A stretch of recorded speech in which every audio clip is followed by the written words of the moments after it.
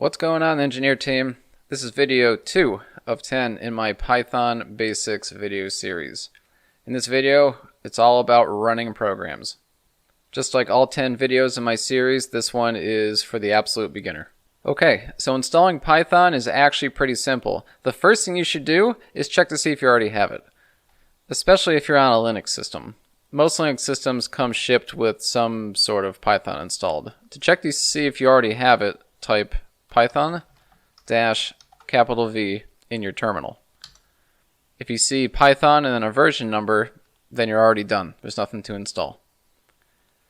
If you see command not found, or you already know you don't have Python, the next thing is, just depends on your system how you're going to get it installed. If you have Ubuntu, you're going to use the app package manager. If you're on Red Hat or CentOS, you'll use Yum. If you're on a Mac, you'll use Brew, or just go to python.org/downloads. And if you're on Windows, you got to just go to python.org/downloads. There'll be an executable there to download, and you run it, and then you'll be able to use Python on the command line. Go ahead now and install Python, and just pause this video and come back when you're done. If you already have Python installed, just keep watching.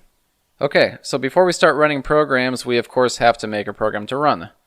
So to make a Python program, simply get an editor out. I'm using Atom Editor in this case. Go ahead and create a new file. I'm going to call my file hello.py. And now I have a blank file. What I'm going to put in here, and you can go ahead and do the same, is I'm going to put print hello world. That's going to be the contents of my program. Now to run this program, we're going to run it, I call it the normal way of running programs. It's simple. Go ahead and use a terminal and navigate to where the file is. In my case, I'm in the folder. It's called 022, which is just my engineer man video number.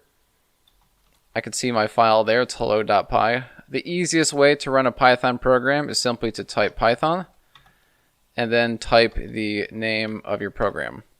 And then when you hit enter, it will execute and it will show you hello world. The next way to execute a Python program is called the hashbang method. If you're a Windows user, unfortunately, you can't do what I'm about to show you.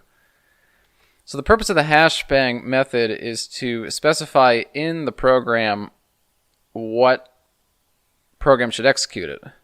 So in this case, we're going to come over to the terminal. We're going to run a command called which. And we're going to type Python after that. So we know now Python is installed at /user/bin/python. So in our file, we can place that at the top of the file. user/bin/python.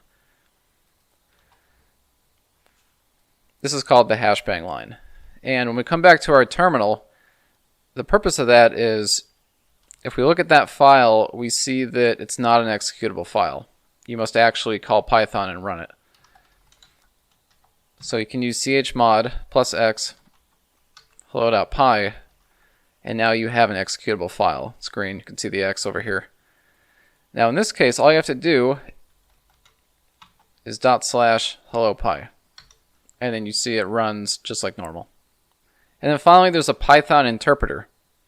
To get into the Python interpreter, all you have to do is simply type Python and don't supply any file.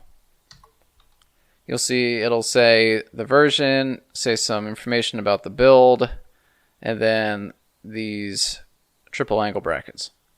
Now from here, you can type in any valid Python code. So I can do my print hello world here.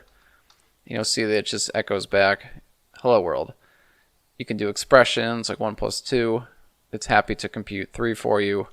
And then of course you can run quit, which just quits out of the interpreter. Alternatively, if you want to get out of the interpreter, you simply just have to click Control-D. And we're done. That's how you run Python programs. Comment down below if you have any questions or requests. I read every single comment, and I respond to almost every comment. Subscribe if you want notifications for new videos, and hit the like button if you thought the video deserved it. See you on video 3.